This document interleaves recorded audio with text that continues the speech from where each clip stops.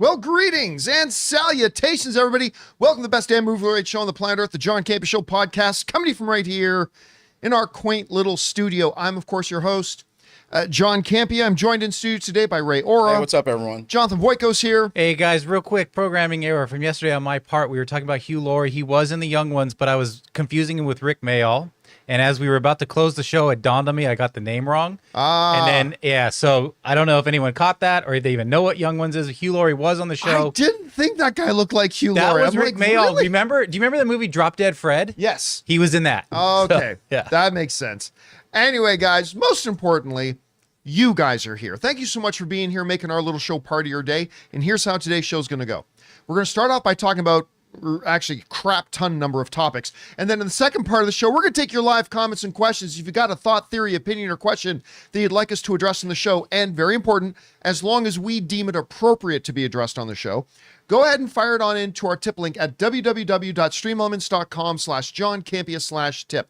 And the great news about the tip link is not only can you use it live right now if you're watching the show, but even if you're listening to the podcast a little bit later on, either on Apple Podcasts, Spotify, or your favorite podcasting app of choice, or if you're watching the show a little bit later in the day when we're not live, you can still use this tip link because it's good 24 hours a day, 7 days a week. Just send on in your question, and if you send it in when we're not live, we'll just answer it, if it's appropriate, on our next episode.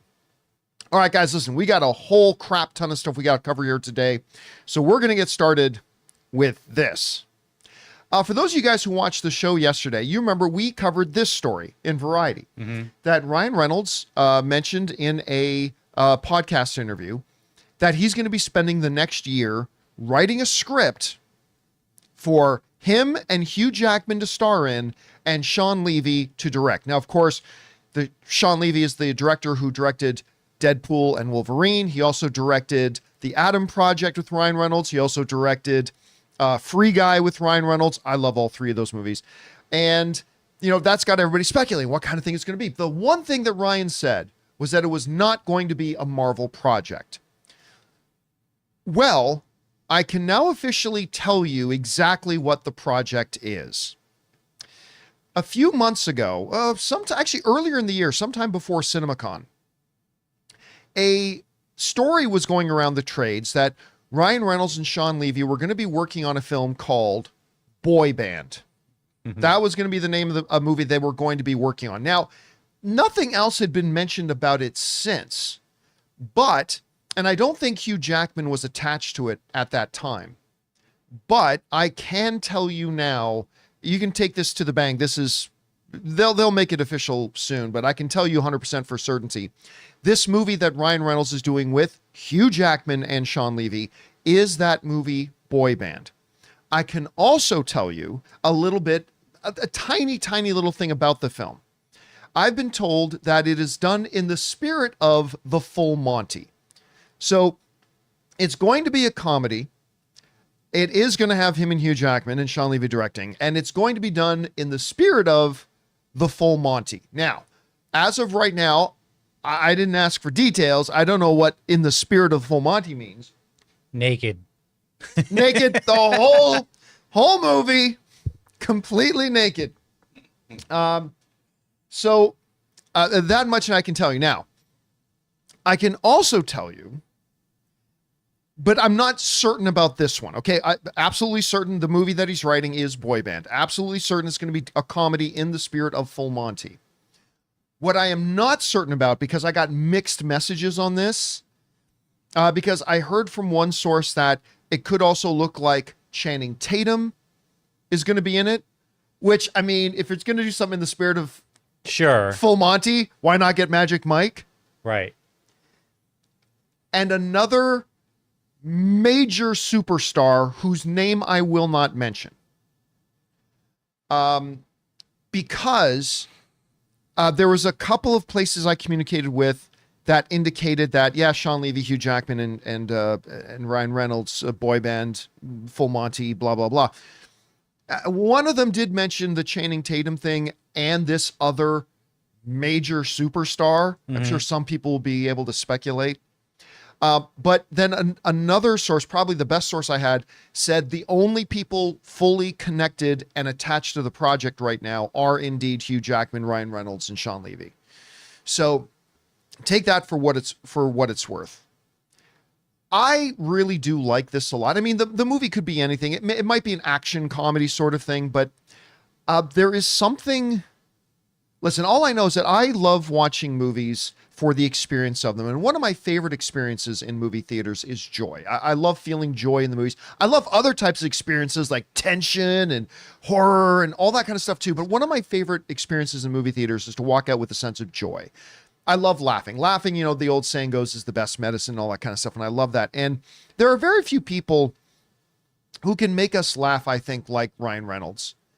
And when Ryan Reynolds and Hugh Jackman are working together, very few combos can make us laugh like that. And throwing Sean Levy into that mix, and I think that's great too, because he's got a great comedic shorthand with Ryan Reynolds. Again, I thought Adam Project was much better than it had any business being. I loved Free Guy, and obviously Deadpool and Wolverine is the highest grossing R-rated film of all time. So, yeah, there we go. Hugh Jackman, Ryan Reynolds, Sean Levy. It's a comedy called Boy Band in the spirit of the full Monty. Maybe a couple of other big names being in there, but maybe not. I can't say whether those ones are true or not, but just throwing it out there in case it comes up later that you'll remember you heard it first. Do you think it'll have any similarities to that one, the real funny one, the pop star? Pop star, never stop, in never that stopping. Sort of vein as well, or is boy band? Am I looking into the word boy band? Like this is gonna be slapstick, or is it gonna be like mockumentary style? Right. Yeah. Oh, you know what? I hadn't, because you know what's really huge right now? Old boy bands touring again. Right. Yeah. Like That's what I was thinking. Backstreet Boys. Like Anne went to go see a Backstreet Boys concert like 2 years ago. Like talk of NSYNC reunions. That's a. Yeah, What trying if to get this? their youth I back. love that idea. What if this is like a mockumentary style of Hugh Jackman and Ryan Reynolds used to be in a boy band back in the yeah. 90s, and now they're reforming. No, and both of them butted heads. Like they had this duel, and so they have to come back together because they want to, reunite and like get, spark the flame again of that touring. See, if it was something like that, Like and a again, midlife remember, we're not crisis. reporting, we're speculating here, Right, okay? right, We're right. speculating. But if it was something like that, that would make the Channing Tatum thing totally make sense. And then you need to get somebody. Jake Gyllenhaal, put him in there somewhere. Well, remember the big social media thing with Jake Gyllenhaal? Put him in there. Jake He's so not fitting in this movie, but put him in there. But you also got to have somebody like a Paul Walter Hauser.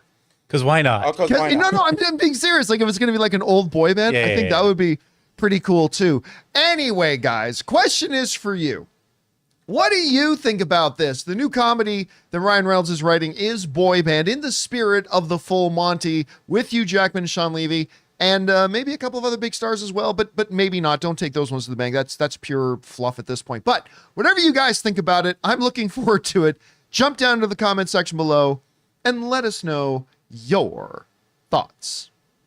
All right, guys. With that down, let's move on to this one here, shall we? Yeah, let's do this. Ray's excited about this one. So, Red One is coming.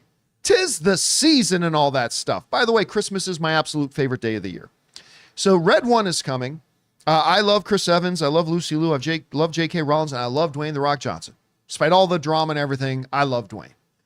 So, you got this Christmas movie coming, and it looks like utter shite. It looks terrible.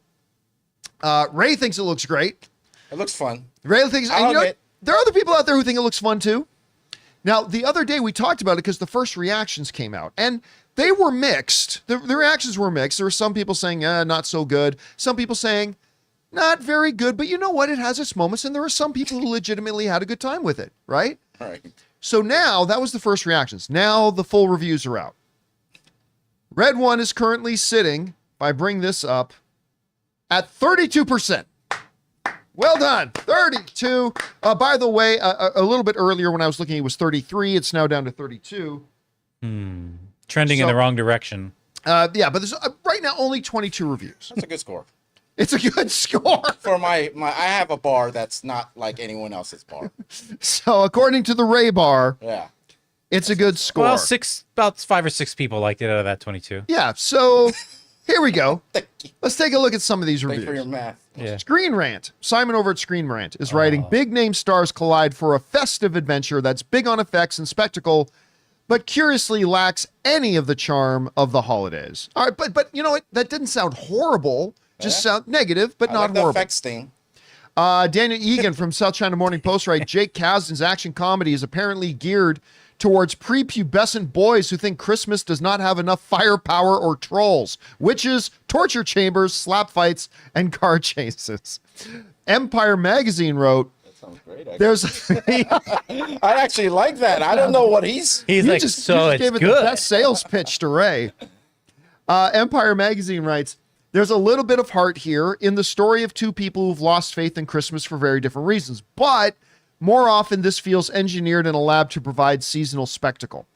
Again, it's a negative review, but it's not the worst. Yeah. Maybe we think there's a little bit of heart in here. We're in November, people. Come on. You shouldn't be watching this right now anyways. All right, Movie Web wrote, Red One offers, they liked it. They said, Red One offers a surprising clever take on Christmas mythology. The big budget action comedy delivers on the requisite popcorn entertainment with visual splendor, but also succeeds in building its own universe with memorable characters. That's good. Well, who wrote that? That was Movie Web. Okay, let me follow them. Okay, go ahead. Ray's just getting the echo chamber warmed Yeah, up. here we go. Let's go. Now, next Best Picture wrote, not every film has to be art, but it'd be nice if it could make a product that had more life to it than this empty exercise in Christmas franchise starting. Anyway, so right now it's sitting at like a 32%. But much like, I gotta say, again, I think this movie looks terrible. But I'm going to go see it. I'm going to keep my fingers crossed that it's really good. Even in the negative reviews, and again, the majority of them are negative, but notice that none of them are saying this is the biggest piece of garbage. Like even the ones that are negative saying, hey, you know what? There's some heart and there's some charm. If you can give me enough of that, I might walk out of this movie pleasantly surprised. So I don't know. We'll see. I think your biggest mistake, John, is that I actually can't believe you actually want to go to theaters to watch this. That's one of your big mistakes. The best place to I watch want to movies. watch it with us on Christmas Eve, whatever we're doing, for the first time at the house. No. That's where it becomes a little easier to swallow. So you're like thing, you'd rather just have us alone with the movie. I think that's what you're going to get at the movie theaters anyway. Yeah. Right. I think Yeah. it's going to be But us alone. But now you can 'cause I do it don't on a think there's gonna be new. anybody else You there. can do it on a brand new AMC XL screen. Well, two things. 2 words, bah humbug. All of you are wrong about this film.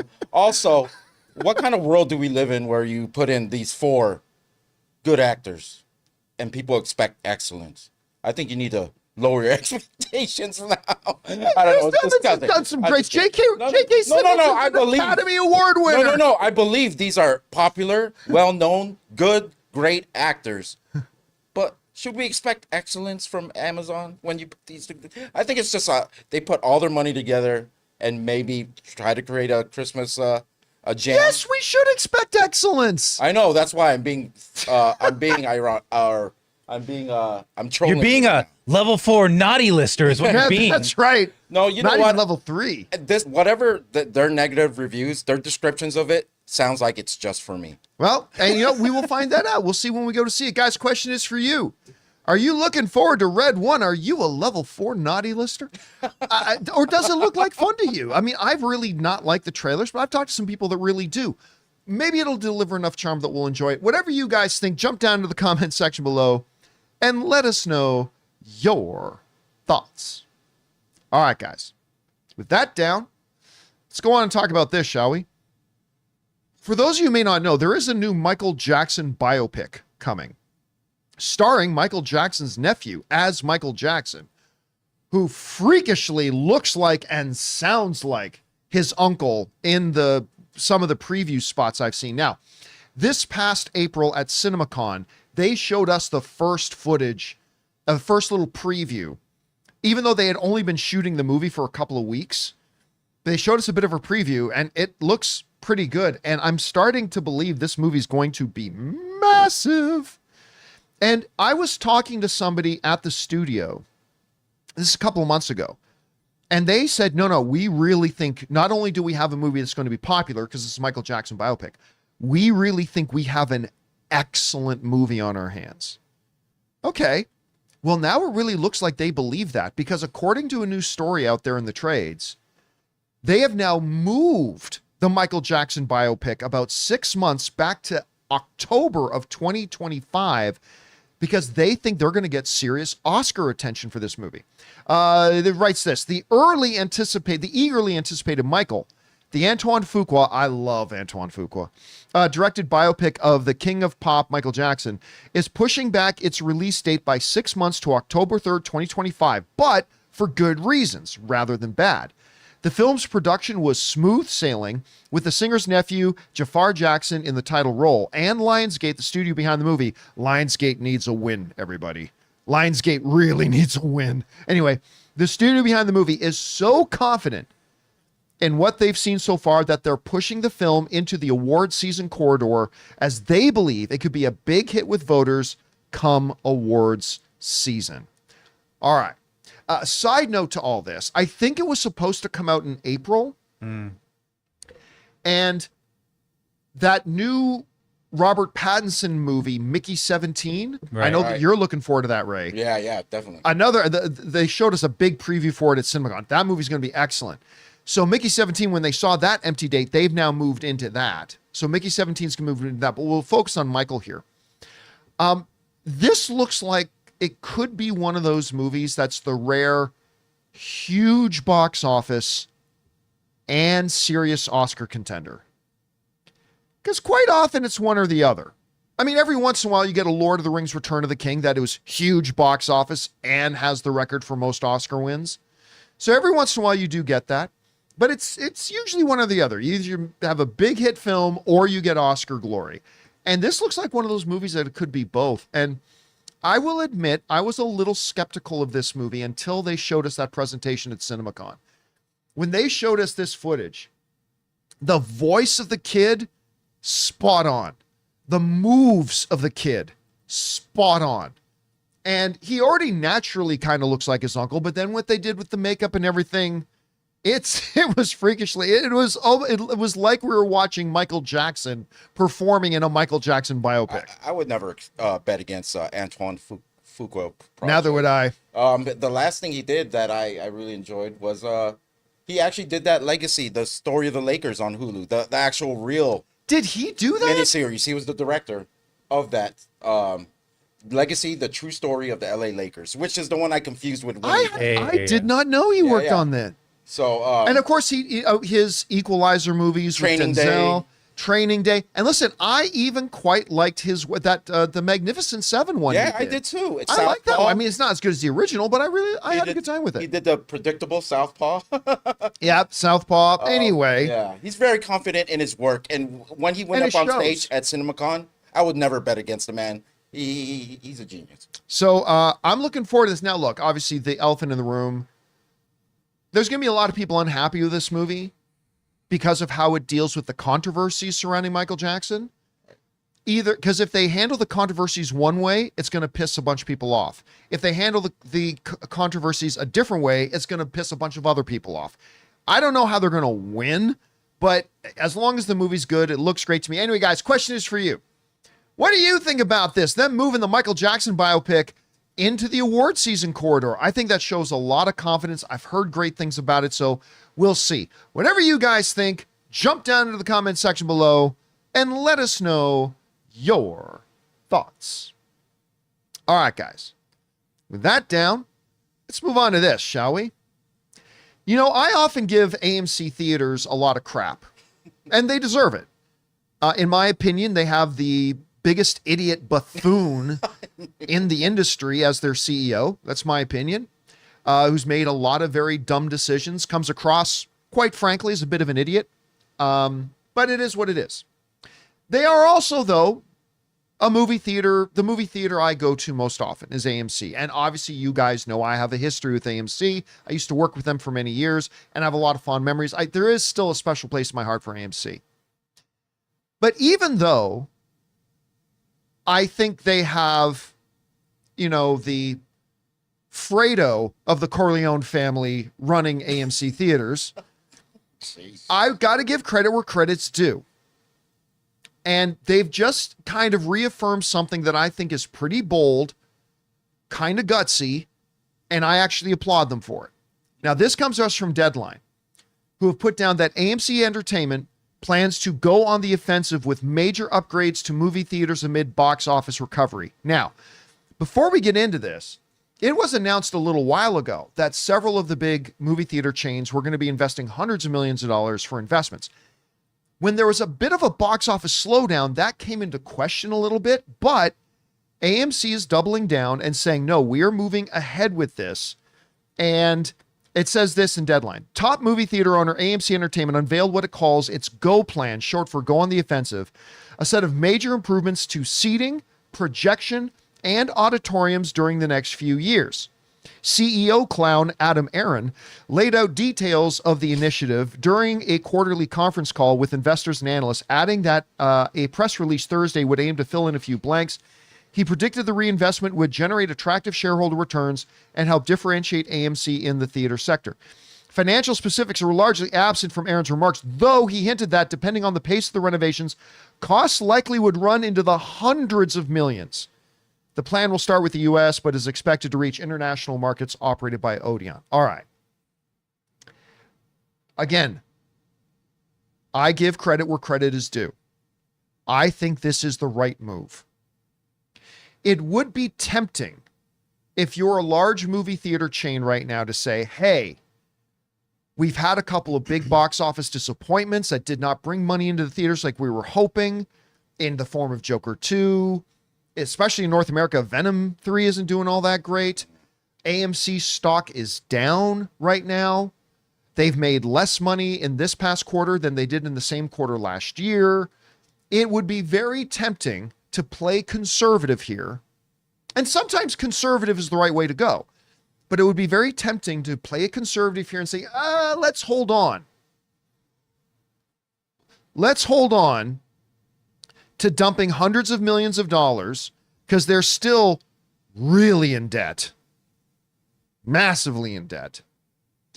It would be tempting to say, and I think a lot of people understand, they said, let's hold off on that.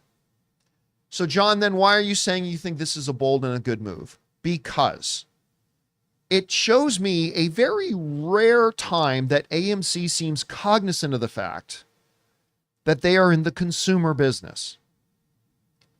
I once had a business mentor of mine say, don't budget for what you are. Budget for what you want to be. Don't budget for what you are. Budget for what you want to be in business. Not saying what you want to be 10 years from now, but like, what do you want to be a year from now? All right. Make sure you're budgeting and functioning and staffing for that so that you can actually grow into it and prepare for it. By AMC saying, we are going to invest hundreds of millions into the movie goer experience, sound, projection, screens, auditorium comfort.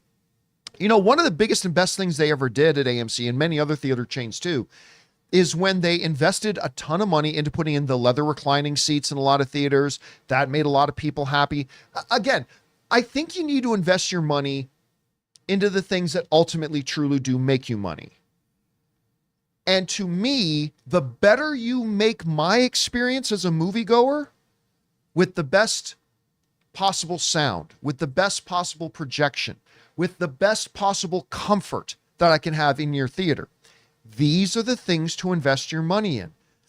And I think AMC right now saying, despite the fact that things are rough right now, and despite the fact that we're in debt, we need to invest in these things, I think is one of the very rare times, because boy, do they make dumbass decisions over at AMC all the time. But I think this is one of those rare times that they're actually showing some foresight and some wisdom. And I think this is gutsy, and I think it's a good move. I think their biggest competitor is the people's homes. Like, I mean, they got to make people want to come to the theater.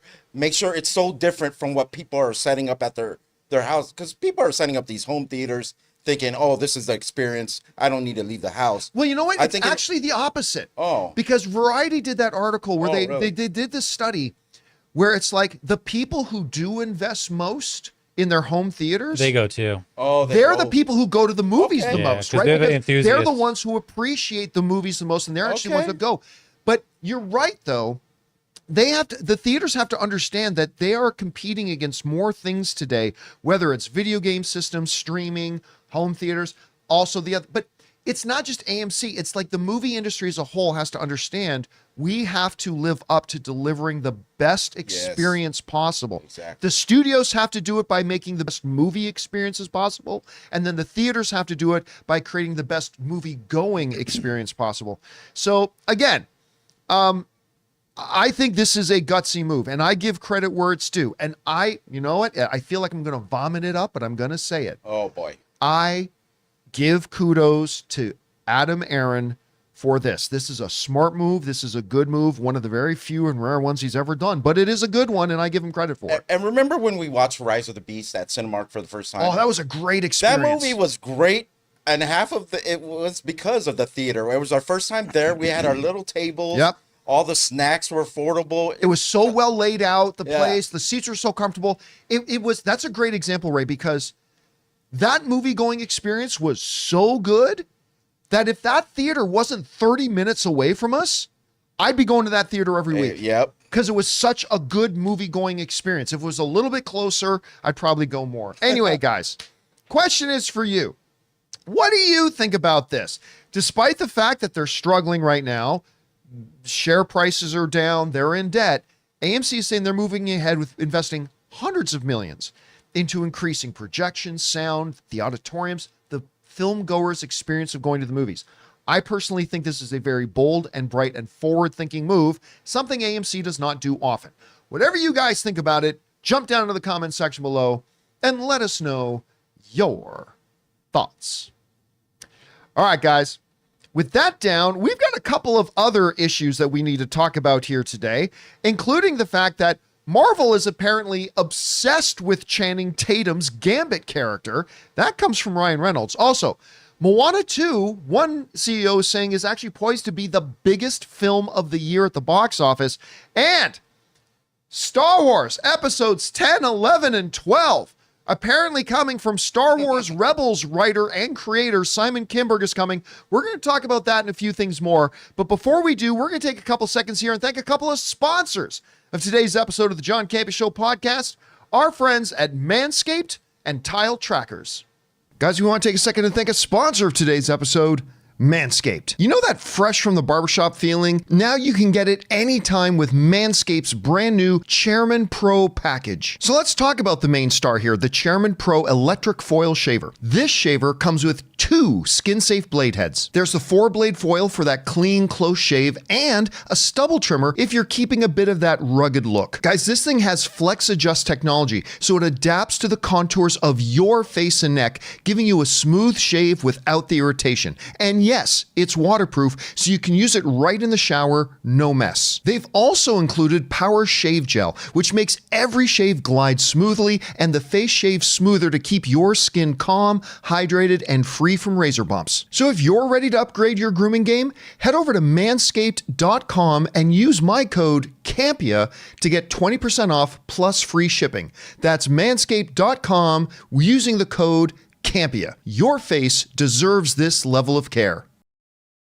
Guys, we want to take a second to thank a sponsor of today's video, Life 360 Tile Trackers. With the holidays right around the corner, it's all about family, fun, and of course, keeping track of everything while traveling or hosting. For me, that's where Life 360's Tile Trackers are an absolute lifesaver. These little things help keep the holiday stress in check. Whether I'm tracking my keys, wallet, or even our luggage when we travel, Tile Trackers make it easy to keep tabs on everything important. Just open the Tile app to ring it when it's nearby, or track down its location on the map if it's a bit farther. I had mentioned this one time I went to a poker tournament in Vegas, and I keep everything, my wallet, my tablet, and stuff like that, in this satchel backpack of mine, and I thought I lost it. I went crazy for hours until I finally realized I had left it in the car. If I had had Tile Tracker, it would have made my life a lot simpler. And here's one of the things I love about Tile. Tile syncs with Life 360, so I can see the location of my family members and all of our tiled items in one spot. So make your holidays a little less stressful and family-proof your season with Life 360's Tile Trackers. Visit tile.com and use the code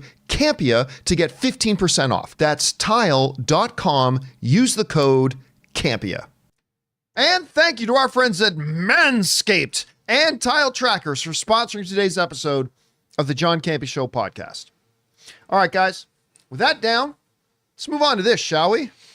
He's about to make a name for himself. Channing Tatum finally had a chance to play Gambit, a role he was cast in years ago at Fox before Disney bought it and scrapped the whole thing. And Ryan Reynolds, Sean Levy brought him in to play Gambit, of course, in Deadpool and Wolverine. And he was one of the highlights of the film. People loved him in it. Well, it's starting to look like maybe there is a chance that he could actually become Marvel's Gambit. This at least comes to us from Ryan Reynolds through Entertainment Weekly. Entertainment Weekly wrote the following. It's unclear what the future holds for Channing Tatum's Gambit in the Marvel Cinematic Universe after his triumphant debut in Deadpool and Wolverine, but the film's actor, writer, and executive producer Ryan Reynolds says that Marvel is quote-unquote obsessed with his performance. Some might say that's a good sign. Reynolds said, I honestly don't know what goes on behind closed doors in the bookkeeping sessions at Marvel, but I do know that they're obsessed with him in that role. Reynolds said of Tatum's card-slinging Cajun mutant on Entertainment Weekly's Awardist podcast. It's kind of like the same situation I went through.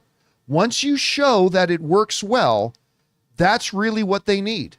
Sometimes they just need to see it in action. Now, of course, what Ryan Reynolds is talking about is the quote-unquote leaked footage, the leaked Deadpool test footage that he, of course, leaked out to the world.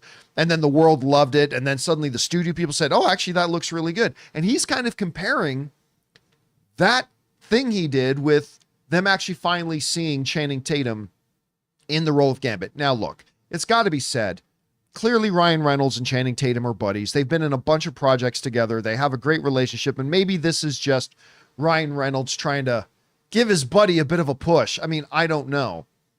But you can't deny that people loved him in this movie. Here's my personal feeling on it.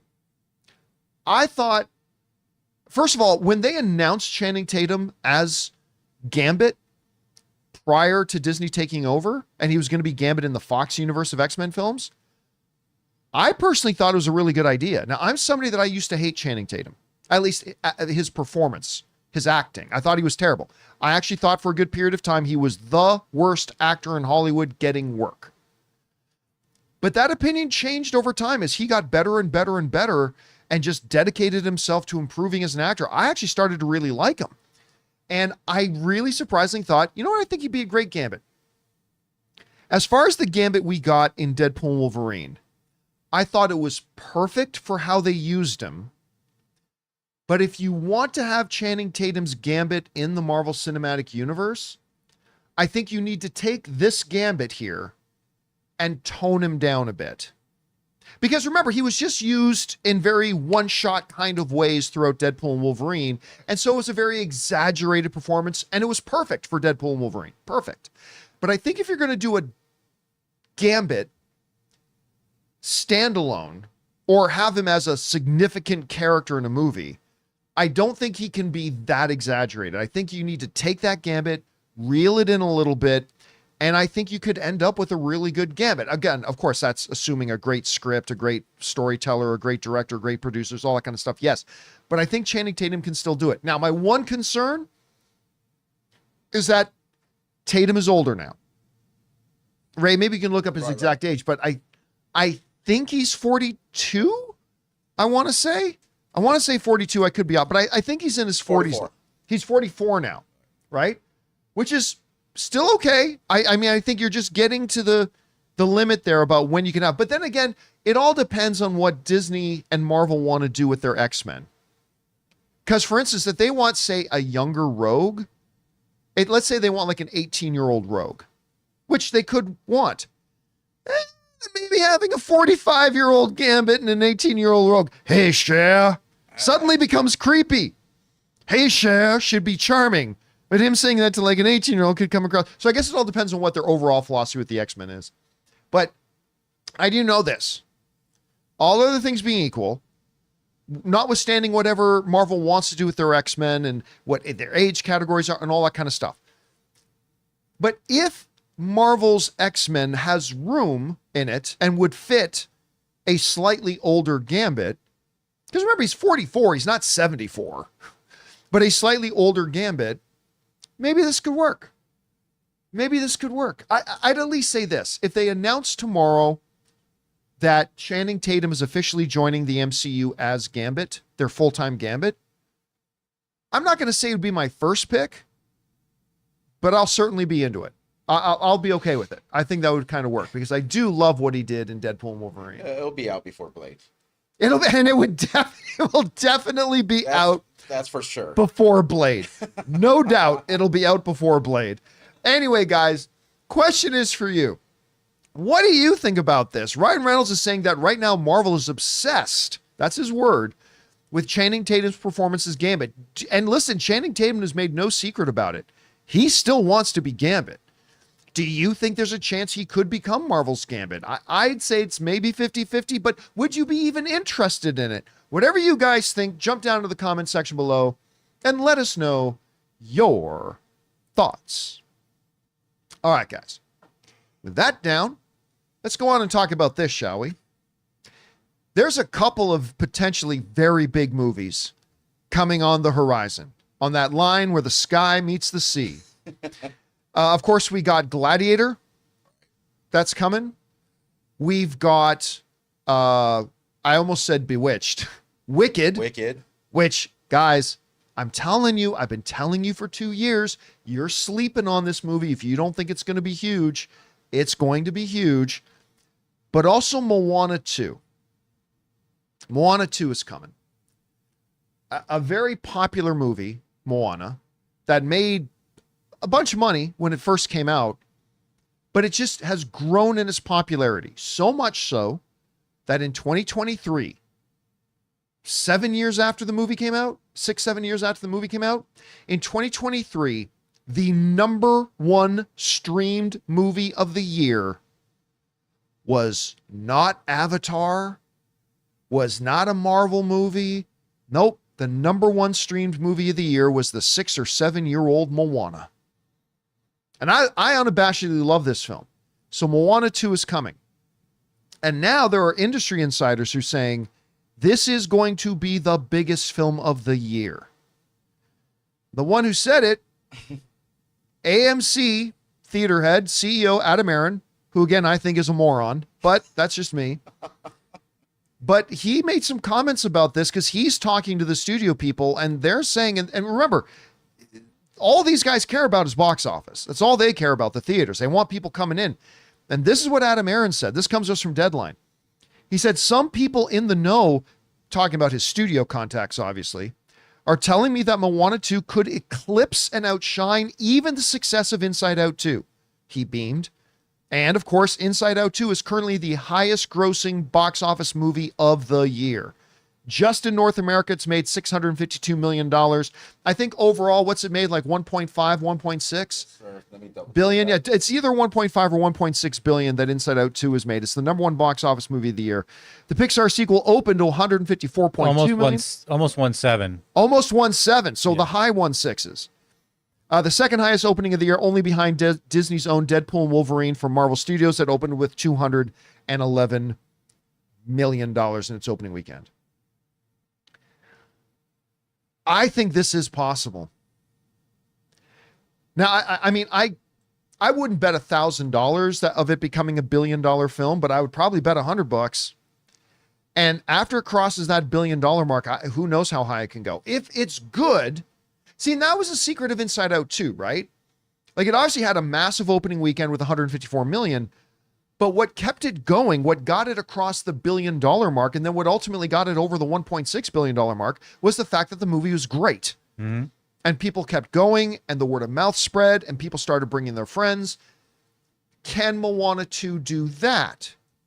It's going to open big. It's going to open really big.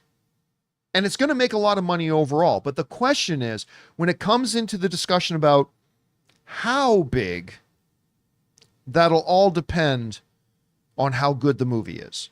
And right now, I have no concept of how good or bad the movie is. I haven't talked to anybody that's seen it. I have clearly not seen it. I mean, I saw the preview they gave us for it at CinemaCon, but, you know, I just don't know. Maybe it'll be better than the original. Maybe it won't. But I'll tell you what, I am very, very excited. Do you see it as being the #1 competitor towards Inside Out 2, or do you think Wicked has that still? What do you think? I honestly think, like, here's the funny thing about Wicked. I think Wicked could easily make a lot of money at, say, 700 million. But I also would not be, like, if a time traveler, Ray, Right. got on Dwayne Johnson's Red Santa sleigh Mm-hmm.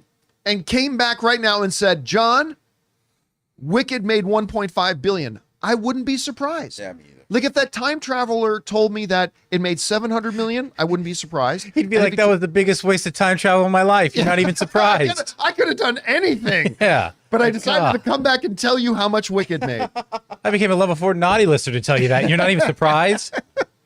But so, yeah, if they told me it made 700 million, I wouldn't be surprised. If they told me it made 1.5 billion, I wouldn't be surprised. Like, I think Wicked is going to be huge.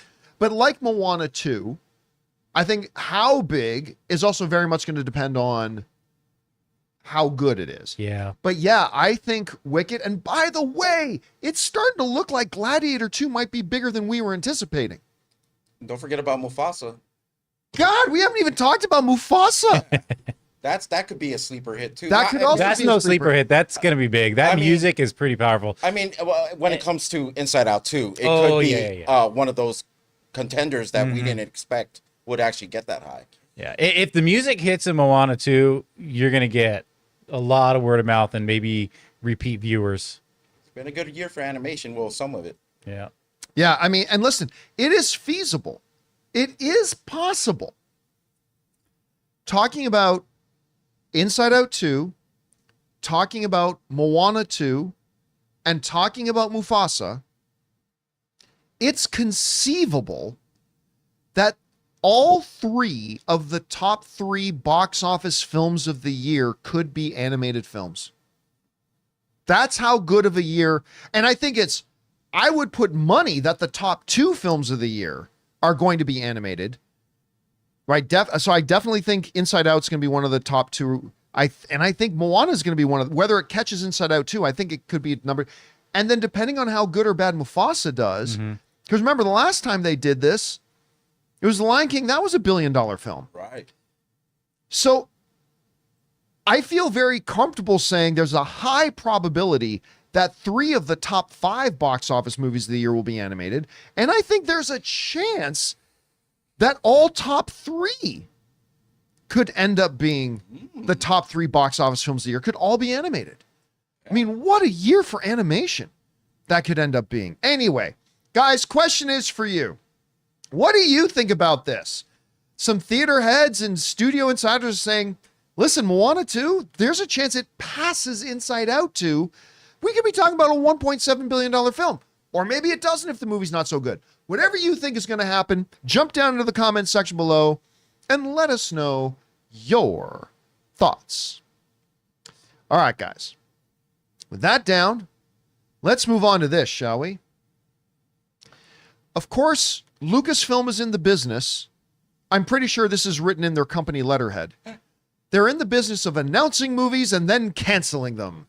That's what it feels like the business Star Wars is in, right?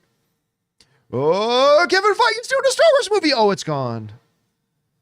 Oh, why am I freezing on the name of the woman who directed? You're talking about the X-Wing, the Rogue Squadron or whatever. Patty Jenkins. Patty Jenkins is doing a Rogue Squadron movie. Oh, it's gone. Oh, Taika Waititi is doing a Star Wars movie. Oh, it's gone. The revolving door. I mean, it's just over and over and over again, right? Well, maybe this is the next one, maybe not. Story broke this morning. This coming to us from Deadline, that the creator and writer of Star Wars Rebels, the producer of The Martian, the producer of Logan, the producer of Deadpool and Wolverine, the writer of Mr. and Mrs. Smith that just got nominated for Best Drama Series at the Emmys, Simon Kinberg, is going to write and develop and produce a new trilogy of Star Wars films that Deadline is saying is going to be Star Wars Episodes 10, 11, and 12. Although there are some other reports out there saying that it won't be. This comes to us from Deadline. Lucasfilm has closed a deal with Simon Kinberg to develop a trilogy of Star Wars films. Kinberg will write the trio and produce them with Lucasfilm chief Kathleen Kennedy. I heard this will comprise, now this is Deadline, of episodes 10, 11, and 12 of the Skywalker saga. That doesn't mean there's going to be Skywalkers in it. It just means it's the saga of the main episodic Star Wars saga continues. That began with George Lucas's 1977 first film that, along with Steven Spielberg's Jaws, reshaped the global blockbuster game. Insiders dispute my intel that Kinberg will continue that storyline, saying this will instead begin a new saga and sit alongside of Star Wars percolating projects with James Mangold, Obadiah Chinoy, Taika Waititi. That's never going to happen. And Donald Glover, because he's still talking about doing a Lando film. As usual, Lucasfilm and Disney are not commenting. Kinberg previously worked with Lucasfilm in co-creating with Dave Filoni, and he wrote, by the way, the Emmy-nominated animated series Star Wars Rebels, which is my favorite animated thing Star Wars has ever done, and I think one of the best. I mean, it's not Andor, but it's one of the best things Star Wars has done in the last 30 years is Star Wars Rebels. I love Star Wars Rebels. That ran for 4 seasons from 2014 to 2018. He was also a consultant on Star Wars Episode 7, The Force Awakens, which is one of the original ones that I actually really like. He's also been heavily involved in other franchises, writer-producer with X-Men films. He did Logan. Anyway, he's done a lot of stuff. Now, Simon has not worked out to be a very good director. That's why he's not directing these. Because remember he did that X-Men Phoenix thing? That was his first movie that he directed. Not a great first outing as a director, so he's not going to be directing these. I'll tell you why I like this. There's an opposite side to the coin too, but let me start with why I like this. The reason I like this is, number one, Simon Kinberg is truly a geek. He really is. Number two, this guy knows Star Wars better than most people. Again, as the creator of, with Dave Filoni, he created Rebels. I think he wrote all 74 episodes of Star Wars Rebels as well. I could be wrong about that. I'd have to double check. But he wrote most of it. And here's the other thing. And he's got great success in the comic book, like in Star Wars with Rebels, in the comic book genre with, by the way, he wrote what I think is a top 6 or 7 greatest comic book movie of all time. I'd say he wrote 2 and wrote or produced like 2 of the greatest comic book movies of all time with X-Men Days of Future Past and Logan. And he's also produced some bad ones. Make no mistake, he has. But he also, outside of the genre, with things like Mr. and Mrs. Smith, which, again, was just nominated for Best Drama Series at the Emmys, and The Martian that he produced with Ridley Scott, which is one of Ray's favorites. Oh, it is my favorite. But here's the big thing. Simon Kinberg is a bigger Star Wars geek than you. This guy is a bona fide, hardcore Star Wars nerd. I remember the first time we actually met Simon Kinberg. Ray, you were with me, right? Yeah, we were lined up before Force Awakens. Like we were lined up at a Toys R Us. How far back? At midnight, in this huge line, and we bumped into my buddy. Ari. Well, him. Yeah, he was there too. He was behind us. Seth Green was in front of us. And Seth Green was in front of us, and my buddy who directed Fanboys. Kyle Newman, who's been on my show a few times, was there, and Kyle was with Simon Kinberg, who was lined up at Toys R Us. It was one of the Star Wars days they were doing. It was Force Awakens. And to get the toys. Right. He was there, right? And I remember talking to him, and he goes, "Oh, I want to get this special edition. I'm going to get this, and I'm going to get this." And we just geeked out about Star Wars for a while. Like he's this big famous Hollywood writer producer, but he was standing in line at Toys R Us at midnight because he wanted the first crack at the newest toys. It was Toys R Us in Burbank. It's in Aldi now, though. You know why I'm a big fan of him, and it has nothing to do with any of this work. Is because his crew brought that line some Krispy Kremes. That's right. They brought a bunch of Krispy Kremes for everybody in line. Yeah, so Kinberg, man. So you give me the guy who created and wrote Star Wars Rebels and wrote some Emmy-nominated stuff and is going to produce and has produced, I think, some of the greatest geek stuff particularly in the comic genre with movies like Logan and X-Men Days of Future Past. He's got some big misses too, absolutely. And his career as a director did not work out, but he's not directing these things. This could be good. Could be good. Could be good. So it's look, in the world of, is this either good news or bad news? I'll say this leans into the good news thing. I like Simon. I think he'll do a good job. But let's address the elephant in the room, shall we? Or rather, the elephant that keeps leaving the room. Because Kathleen Kennedy can't keep talent. Every time we talk about a new Star Wars project, you might as well set your watch. Go ahead, jump into Google Calendars right now. Set a date for 6 months from now when we need to do the story. Simon Kinberg has left the Star Wars project over creative differences or whatever. It happens every fucking time. I want to be happy about this. Simon Kinberg, guy who knows Star Wars about as good as anybody on the fucking planet. The guy who created and wrote Star Wars Rebels, one of my favorite Star Wars things. Guy who did Logan and like Merchant, on. Great. But I can't have any joy in my heart because we as Star Wars fans can't have good things because they always leave. At some point or another, Kathleen Kennedy will screw up the relationship, whether it's for her fault or not her fault, whatever. But at some point, they always leave. It's like whenever mommy starts dating an interesting new man, they always leave. By the way, my parents are still together. I'm just saying. I mean, I'm gonna bring this at a different angle from you. All right, let's hear it. Okay. Hit me. Okay. Make me feel better about this. Having a Star Wars project as highly sought after right now as it was before, or is it one of those ones where you're like, I'm not touching that because of the backlash, the pressure, and things like that? Do you think that has anything to do with why some of these projects, or maybe they don't work out? It's because maybe, yeah, you can ink that deal, but when you start getting in there, you start realizing the massive responsibility on your hands. I would be surprised if that's part of it. I think that is what I think that would be a bigger part of, is why some people don't get interested in doing a Star Wars project, right? Kathleen Kennedy, again, I am not a Kathleen Kennedy hater. I think she's a first ballot Hall of Famer as a producer. I think she's one of the greatest producers in the history of Hollywood because her resume is one of the best ever put together. But there is a difference between being a movie producer and being the head of a studio. And she has simply demonstrated time and time and time and time and time and time and time and time and fucking time again that she cannot get on the same page with the creators. True. And they always... Did Taika and all them, were they in talks? Because this article said that he signed a deal. Did they get as far as signing? No, Taika wasn't just in talks. He signed? He said, I've got my movie, I'm writing it, I'm doing all this kind of stuff. The Kevin Feige one was, he brought in Michael Waldron. He even had a writer. He had Michael Waldron coming in, and they were making up that movie, and that's gone. And the Patty Jenkins thing was announced, and that's gone. And look, we went over the show the other day, this huge list of all these projects that got mentioned, and they were all gone.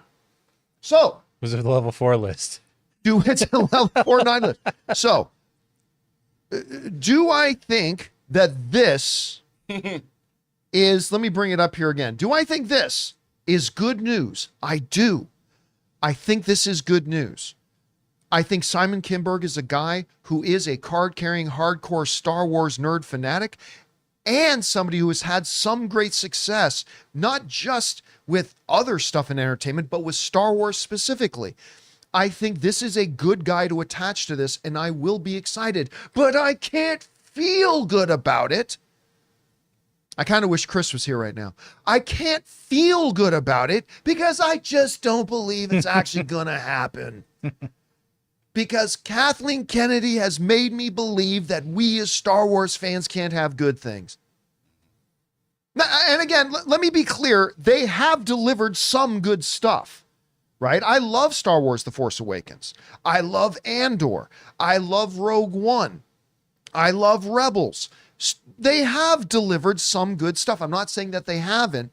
I'm just saying that every time it seems like something's good's going to happen, it just gets taken away. So we're reporting today Simon Kinberg's developing Star Wars. It's happening, guys. Star Wars trilogy. This is happening. For But sure. I can feel no joy in my heart because there's no part of me that believes it's actually going to happen. Come And I on. hope they prove me wrong. There's been an awakening. Blade. Can't you feel it? Yeah, this is a Blade situation. That's true. It is very Bladian. It's gonna be a Blade situation. So yeah, I hope they prove me wrong here. I hope this does actually go through and we actually get something out of this. It's just, guys, I'm sorry. The track record of the last couple of years is not very favorable. So Why'd you turn it to Nick Cage? so Nick. I don't know. I hope it works out, but listen, when they announce a director and a production start date, I will allow myself to open my cold, dark heart, broken and shattered. I will allow myself to open my heart a little bit to maybe experiencing some of the joy that this is actually going to happen. Until that time, I will remain guarded. Oh my! I will remain a little bit guarded on Did this. Blade ever announce a production start date? Like 15 Yeah, I of them. think So they hold did. that back. Like then. 15 of them. Hold that back. Yeah. We're talking about. I'm saying they could even wrap principal photography, and I'd be like, I don't know. You may want a little bit more to get. Yeah, I might need a little bit more, but we'll see. Anyway, guys, question is for you. What do you think about this? In both sides of it, just on the face value. Simon Kinberg attached to direct a new Star Wars trilogy, to write and develop and produce a new Star Wars trilogy. I think this is good news. But then the second side, do you think it's actually going to happen? Or like clockwork, 6 months from now, are we going to be doing a story about Simon Kinberg has parted ways with Lucasfilm over? I mean, that seems to be the pattern, right? Whatever you guys think, maybe this is it. Maybe this is the good one. Jump down into the comment section below and let us know your thoughts. All right, guys.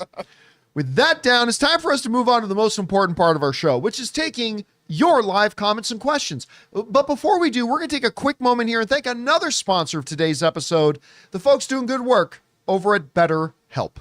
Guys, we want to take a second and thank a sponsor of today's video, BetterHelp. Guys, we all know November's all about gratitude. And along with those we appreciate, let's not forget to thank ourselves. In a world as busy as ours, just making it through each day can be an accomplishment. One important way to show yourself some appreciation is by investing in your mental health. And that's where therapy can really make a difference. Therapy isn't just for those in crisis. It's for anyone wanting to learn better coping skills, set healthy boundaries, and work towards being their best selves. You often heard me talk about that it's great that we prioritize our physical health, but it's time that we also prioritize our mental health. Let's start encouraging ourselves and others to take steps to improve our mental health as well. So if you've ever thought about starting therapy, give BetterHelp a try. It's entirely online, super flexible, and fits right into your schedule. You just fill out a quick questionnaire to get matched with a licensed therapist, and you can even switch therapists anytime at no extra charge. Let the gratitude flow with BetterHelp. Visit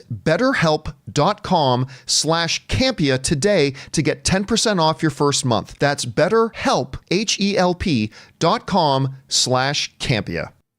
And thank you to our friends at BetterHelp for sponsoring today's episode of the John Campea Show podcast. All right, guys, with that down, before Ray was just saying, John, what's it going to take for you to actually believe this is going to happen? I said, Simon Kinberg will have to personally email me and invite me to set and let me actually see it happening.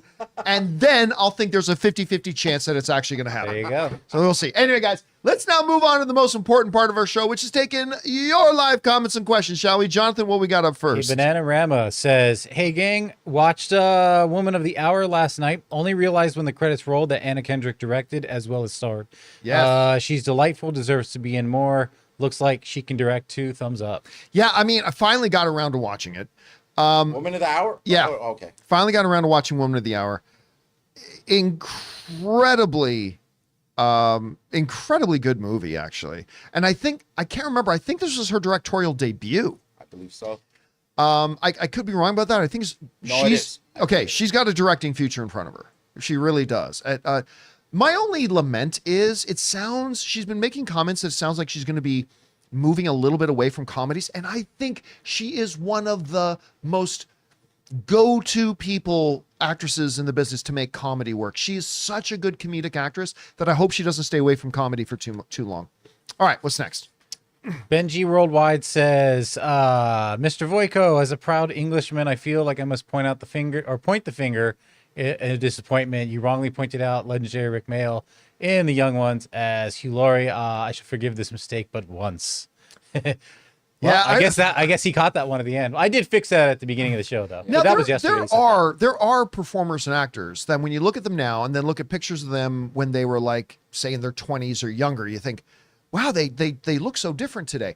But I remember, man, when you brought up that picture, I'm like, that's Hugh Laurie? No, because I was confusing the names, and then I was like, oh shoot, and then it was too late. That made sense. All right, what's next? Anonymous says, "Hi John, JP Phi Glasgow here. One of my favorite movies from the '80s was Blue Thunder. Yeah, wasn't that Roy Schneider. Roy Schneider, yeah. Yeah. Now there are rumors about a Christopher Nolan remake with Matt Damon and Tom Holland. What? If it is true, do you think they should stick with a familiar soundtrack? So the rumor going out, now you guys know we've talked about this, that Christopher Nolan has set his new movie at Universal. Matt Damon was going to be on, and then we later found out that Tom Holland is also going to star. So it's going to be Matt Damon, Tom Holland, and I'm sure if it's going to be anything like Christopher Nolan's recent films, it's going to have a star-studded cast all around. The rumor going around right now is that it's a Blue Thunder remake. Yeah, that's crazy. I don't believe it. Now, it's funny because at that time when Blue Thunder was out, there was also a TV series. I can't remember which came first. I think Blue Thunder came first. But there was a TV series with Jan Michael Vincent and Ernest Borgnine. Ernest. Called Airwolf.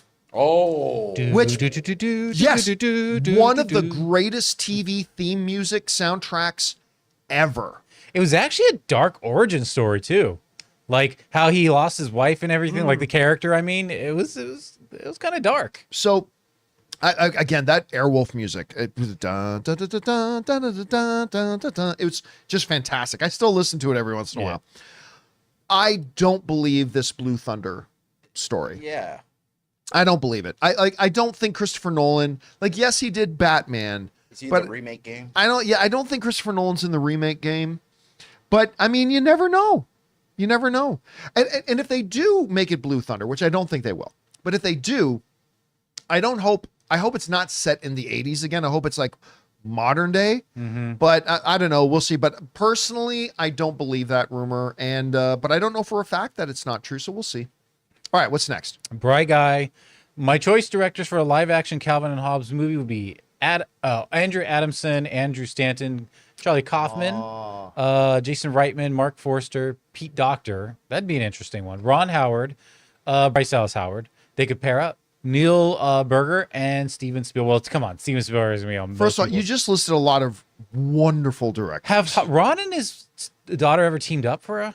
What's that? Have Ron and his daughter ever teamed up? No. Bryce? Ron and Bryce Dallas Howard? No. Not that I'm aware of. That could be really fun too. I think the two names that, because Pete Docter's great. I think the two names that really stand out to me though for a potential Calvin and Hobbes are Andrew Stanton. I love Andrew Stanton, and I think he would have a great eye for a Calvin Hobbes thing. And Jason Reitman, oddly enough. Mm. I think I'd be happy with just about any name you put up there, but those are the two that stand out to me the most. All right, what's next? Anonymous says, "Hi, John and company." We can't read that one. I forgot. Yeah. We don't do promotions, guys, unfortunately. But thank you for your tips. That's why I keep it there. Let's be clear. Part of the reason that we say at the beginning of the show is like, hey, send in your question, but we're only going to read it on air if we deem it appropriate to be addressed. And we quite often get people who write in questions that are really just promotion for their own stuff. Yeah. And guys, if you want to promote and be a sponsor of the John Campea Show, we'll give you the channels to our business managers to talk to you. But yeah, don't send in questions that are just about promoting your own blog or podcast or YouTube channel. We've said this for a couple of years now. We don't do that stuff because it's just not fair. Because then we have to promote everybody's stuff, and everything. We've made it very clear we don't do that. So yeah. Right. Smokemaster says, great list on the Marvel missteps. The only other thing is the lack of humanity and how the new storylines of the MCU affect the mere mortals surrounded by these super beings. I often find myself apathetic as a result. You know what? That's a really good point, because I think that's important to do is, what do these gods living among us impact those who are us? The impact it has on the world around them. And sometimes not every story has to do that, but I think probably a lot lately, the Marvel Cinematic Universe has maybe lost a little bit of that. And maybe that should be implemented more into it. That's actually a really good point. I hadn't thought about that, but I think you're right on the money with that. All right, what's next? Mayor says, hi, y'all. In your opinion, what movie is more likely to be made first? Madam Web 2? Nope. Kindergarten Predator? Maybe. How to Drain Your Dragon or Mahershala Ali's Blade? Well, we know that. Sorry for wasting your time. Please like and subscribe, everybody. Honestly, I'm not even joking. I'm not even kidding. I think Madam Web 2 has a better chance of being made than Blade. I'm not even joking anymore. You're not, which is why it's more hilarious. That's why it's funny. That's funny. I mean, recast, I'll agree too. I mean, listen, Sony is the company that thought, you know what? A lot of people talking about Morbius. Let's give it another release, thinking it would do anything. So maybe they go, you know what? Yeah, Madam Web didn't make any money, but I bet if we did it again, I think they're come back for the sequel. That's the spirit. Because Moana didn't make $1 billion, but Moana 2 will. So we just need to make another. I think there's a better chance for that right now. And it sucks that I'm not even joking. To Madam, to Webbin. To Madam, to Webbin. Say anything you want about Sony. They do release things. Yeah. They at least put shit out, right? Wait a minute, they will make a Morbius movie, a Morbius movie. Wanna bet? Like, I love that. Say what you want about Sony. They put movies out. No, the first one was better. Shit out. Keyword shit. All right, what's next? Dexter says, so I just read via Deadline that Simon Kinberg is signed on to develop episodes 10 through 12 for Lucasfilm. Did you guys hear about this? He's more than capable, but I just can't help asking for why. Who cares, though? They'll cancel the thing before Christmas. Well, why is obvious, because it could be great, and you want to do great Star Wars things. So, I mean, that's the why. But, again, it's just, do we actually... I just don't believe it'll happen until I see... Again, until Simon calls me directly and invites me to the damn set. And I'm on set and watching the actors actually... I won't believe it until that actually happens, so we'll see. All right, what's next? AL says, here are the movie anniversaries this year, or a month. Godzilla 70, Nightmare on Elm Street 40, turns 40 this month. Little Mermaid is 35 this month. First Pokemon movie and Toy Story 2 are 25. Wow, Toy Story 2, 25. Which is crazy that it's only a decade between Little Mermaid and Toy Story 2. But anyway, SpongeBob movie and Incredibles is 20. Paddington and Interstellar are 10.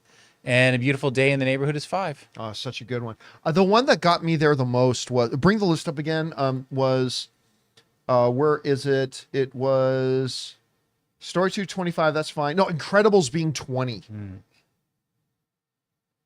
Wow, The Incredibles is 20. By the way, I think one of my favorite things at the recent D23 was the announcement that we're getting Incredibles 3.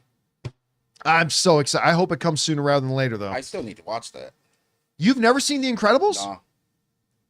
Well, you can get to do a double feature. Well, that's our... Remember we did a movie night where we actually had you watch Ratatouille? Yeah. The next one we got to do then is The Incredibles, because I would love to do a rewatch. I haven't done a rewatch of the first Incredibles in a while. It's a lot of people think it's the best movie Pixar's ever done. So anyway, yeah, we'll check that out. All right, what's next? Sean in 3D says, greetings all. With both Fantastic Four attempts falling flat, what do you think Marvel can do differently that will make Fantastic Four work in live action? Make a good movie. Personally, I was enjoying Fantastic Four until the third act, which felt super rushed and sloppy. He's talking about the one that came out last. Yeah, the one that just had Michael B. Jordan in it and stuff like that. Yeah, so like, listen, we all went into the last Fantastic Four movie with Miles Teller, Michael B. Jordan, not Rooney Mara, Kate Mara, her sister. Hearing that it was terrible and all that kind of stuff. But I remember, like, me and Harloff went to the Fox lot together and we sat down to watch it. And like, we'd heard and expected it was going to be completely terrible. And we're watching this advanced screening of it. And about 30 to 35 minutes into it, I remember, and I think I've told this story before, Christian and I kind of looked at each other in a very quiet voice, went like, this isn't bad. Like, so far, this is actually pretty okay. This is all right. Like, we didn't think it was awesome, but we were expecting this huge train wreck. And we were like, this isn't half bad. This is actually all right so far. And then it kind of went downhill after that. All right. And that's when it all went to crap. And of course, all the drama that went on behind the scenes with Josh Trank and like how Fox came in and took the movie away from him. And then they really screwed. I honestly think that had Trank been allowed to make the movie that he pitched to Fox and they approved, I think if he actually let him go ahead and make that movie that they all agreed on, I actually think it would have worked out to be not so bad. But at any rate, what can Marvel do? There's no formula. There's no formula. Just make a good movie. Yeah. I would like to see, and I said this before, the Fantastic Four are explorers. And I wanted to see them exploring in this movie, and not just for like one scene exploring, but I want to see them as explorers, not just like, oh, we went into space, we got our powers, now we're earthbound and we're going to fight a big baddie. I don't want to see that again. Explore. That theme song tells me this is like Star Trek of the Marvel Universe. That's by the way, that theme song is so good. Very good. I listened to it, like they first played it for us at the concert. Yeah. And it was the first time Michael Giacchino came out. They played it, the Fantastic Four, for the first time. And I'm like, oh my God, this is actually really good. Mm-hmm. So hopefully it does kind of fit that spirit. I do like that they're set in another time too. So they don't really have set in another universe. Yeah. So they don't really have to abide to some of the rules that a lot of movies are having trouble abiding. Someone said explore what?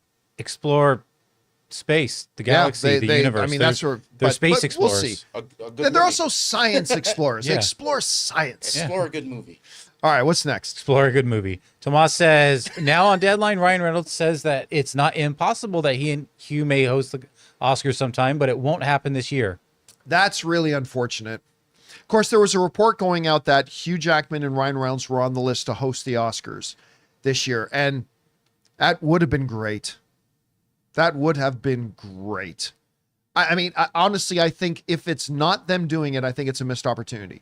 Deadpool and Wolverine was one of the biggest films of the year. They're two of the most beloved and celebrated entertainers in the world right now. The Oscars should move heaven and earth to get the two of them to host the Oscars. That's what they should absolutely do. And listen, I'm sure they can still come up with something great. Like Kid in the live chat is just saying Steve Martin and Martin Short doing it together. Absolutely. That would be great too. Like there's a lot of other good That would options. be fitting too because of the I mean, they're big on TV right now, which isn't the movies, but still.